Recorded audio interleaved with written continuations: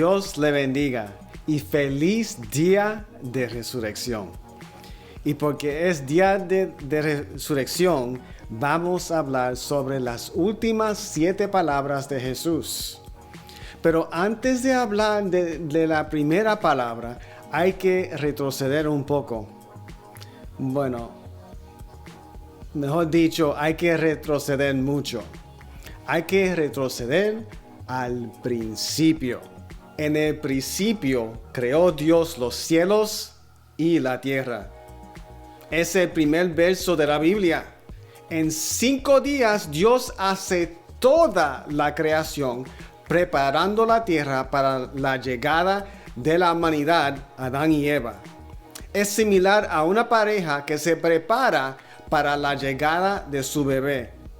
Pintan las paredes del cuarto del bebé, compran y montan la cuna, leen libros sobre la lengua de signos para comunicarse con su bebé. ¿Qué? ¿No lo hicieron? ¿Soy el único? Leche. Me imagino que después del primer día, Dios le dice a los ángeles: ayer yo hice los cielos y la tierra, pero en 5 días voy a hacer una criatura que no se encuentra en ninguna parte de la creación. Esa criatura va a ser mi obra maestra. Si para Dios Adán era la última cena por Leonardo da Vinci, Eva era la Mona Lisa. Dios lleva a Adán como turista en el Edén y le dice: ¿tú ves estas criaturas allá? Son animales. Ellos no tienen nombres, pero yo te amo tanto que te voy a dar el cargo de nombrar cada uno de ellos. ¿Ves esas plantas allá? Esas son árboles. Puedes comer la fruta de cada árbol en el Edén, pero no de la de la ciencia del bien y del mal. Una sola regla. ¿Qué pasó? Como cualquier adolescente de 14 años que creen que lo saben todo y no quieren decirte I love you, ellos deciden desobedecer. Ellos pudieron hacer lo que le daban la gana en el Edén, pero decidieron hacer lo único que no era permitido. Ellos rompieron la relación entre la humanidad, los creados, y Dios, el creador. Pero Dios, desde el principio, tenía un plan. Dios siempre tiene un plan y nunca es el plan B o C. Siempre es un plan A.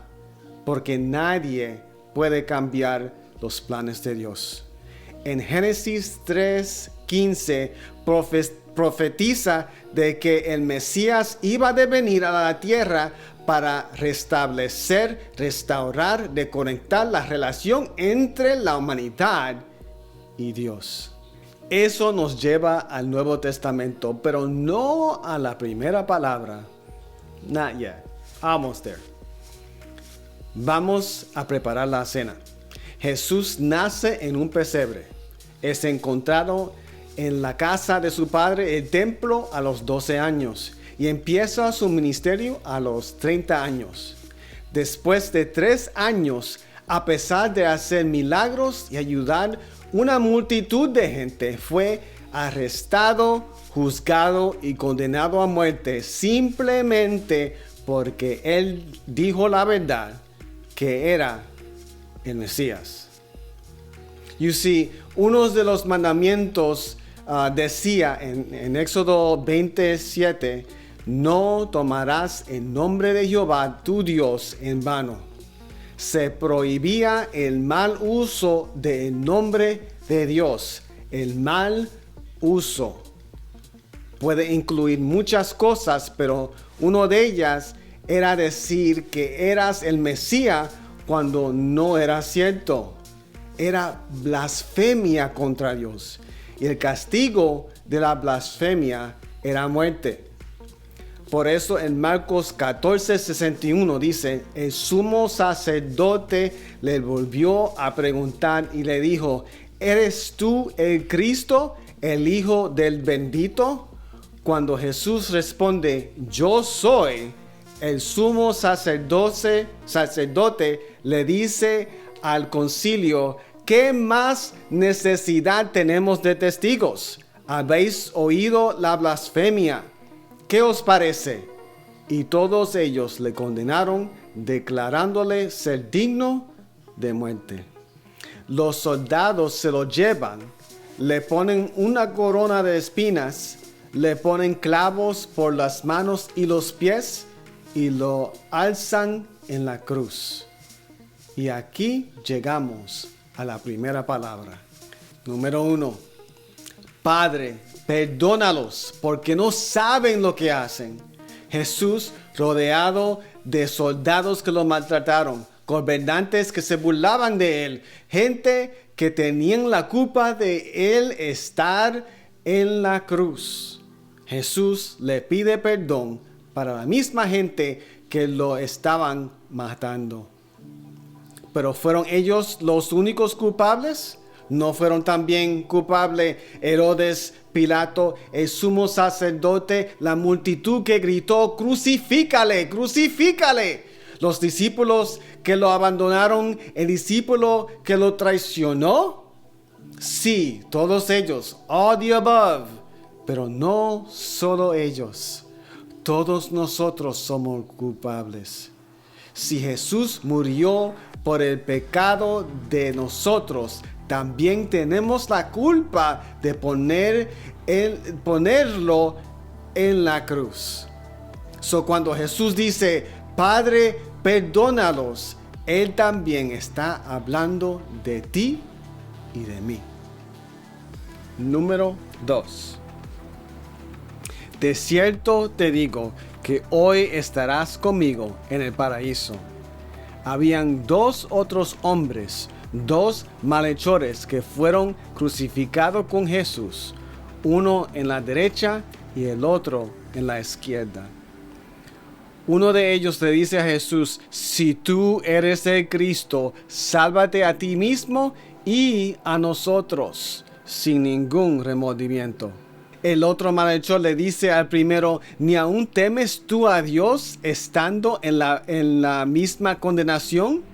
Tú y yo estamos aquí porque recibimos lo que merecieron nuestros hechos, mas ningún mal hizo.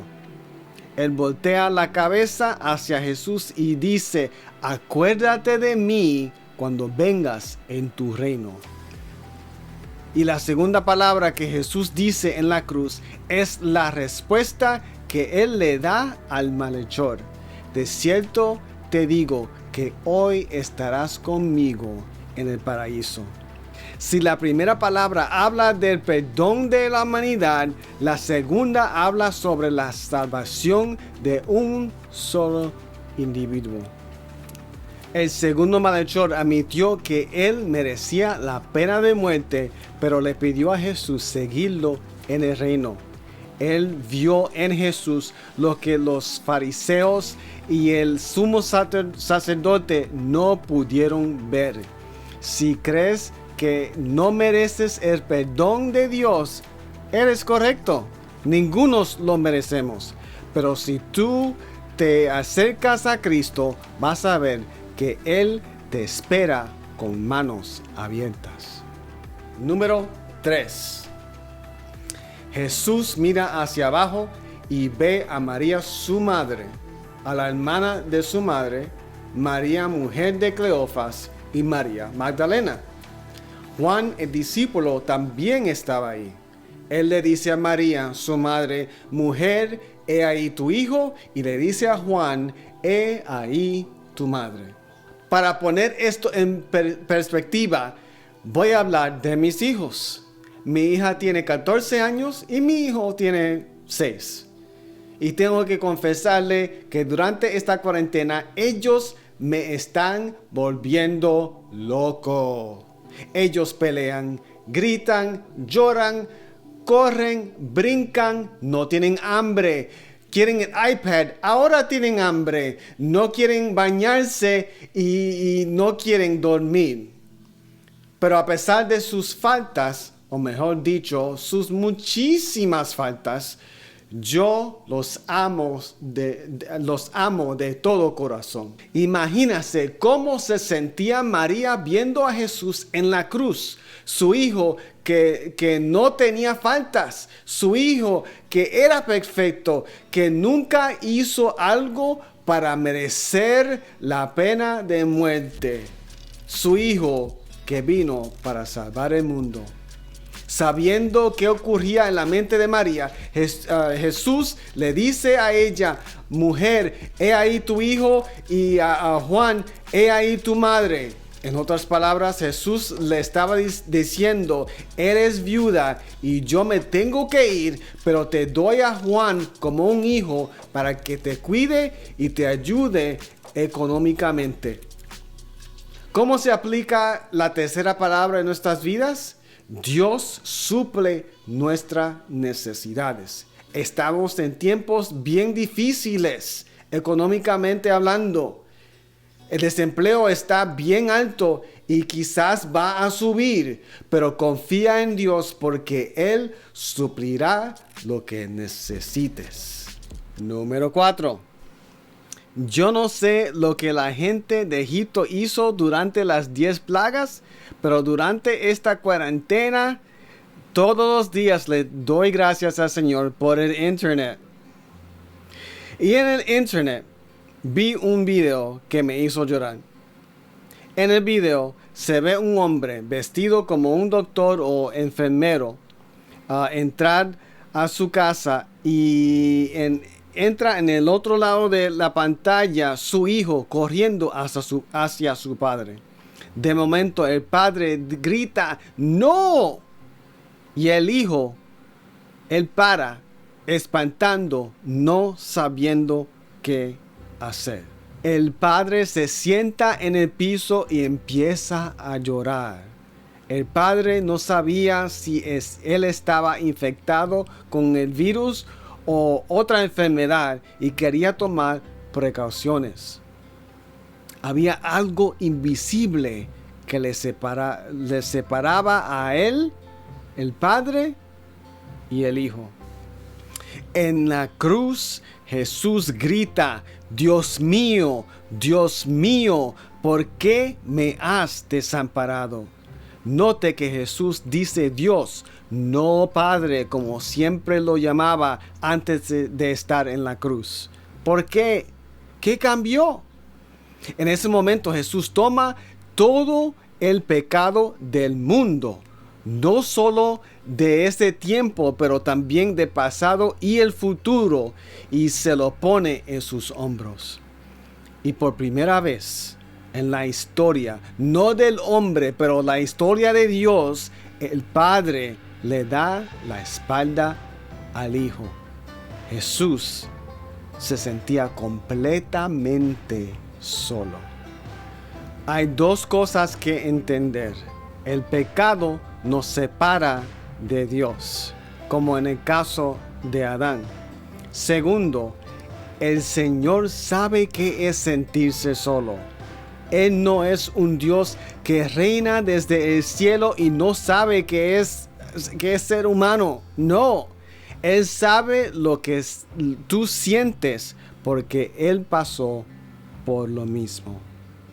Número 5. Después de muchas horas de estar en la cruz, Jesús dice: sed tengo. Jesús estaba sangrando mucho, obviamente Él iba a tener sed. Pero Él dijo la quinta palabra para que se cumpliese la escritura, la profecía. En la cuarta palabra, Él se sentía completamente solo, pero en la quinta, a pesar de sentirse solo, Él todavía obedeció a la palabra. Cumple con la promesa. Aunque te sientas solo, obedece la palabra. Porque lo que viene después es lo bueno. Es lo que habla las palabras 6 y 7. Número 6. Y lo voy a explicar así. En el 2016 estábamos viendo el World Series de campeonato de béisbol. Estaba jugando los Cubs y los Indios. Los Cubs estaban ganando en la entrada número 10 y ahora estaba bateando Martínez de los Indios. Montgomery, el pitcher, tira la bola. Martínez le da la bola hacia Bryant. Bryant corre, recoge la bola, se lo tira a Rizzo en la primera base para el último out de juego para ganar el campeonato. Los Cubs inmediatamente empezaron a correr, brincar, gritar, alzar sus manos en una expresión de gozo porque ese punto era la culminación de todo el esfuerzo que ellos hicieron en sus vidas. Jesús en la cruz gritó: consumado es. No era una expresión de frustración ni de derrota, era de victoria, porque ese punto era la culminación de todo el esfuerzo que Él hizo desde el día que pecó Adán. Era para hacer el nuevo pacto con la humanidad. Número 7. En la historia registrada han escrito muchas últimas palabras de varias personas.